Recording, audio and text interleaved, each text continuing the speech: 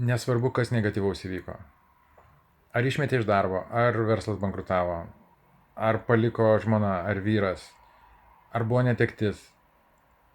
Tu privalai, tu turi rasti, aš žinau, kad gali būti sunku, tu privalai rasti dalelę pozityvo, kad ir 0,5% situacijoje yra tame kažkokia nauda tau, yra kažkoks buvo augimas, kažkaip sąmonė prasiplėtė, kažką davė pozityvaus, kažkur sustiprino.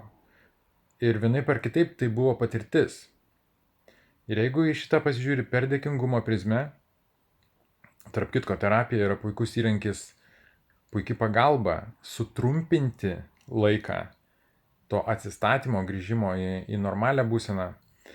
Ir jeigu šitus dalykus pasilieki kaip negatyvą, kaip įvyko kažkas blogo, kažkas pasaulis toks, pasaulis anoks, tai yra tiesus kelias į aukos poziciją. Ir tada gaunasi, kad tiesiog švaistai savo laiką.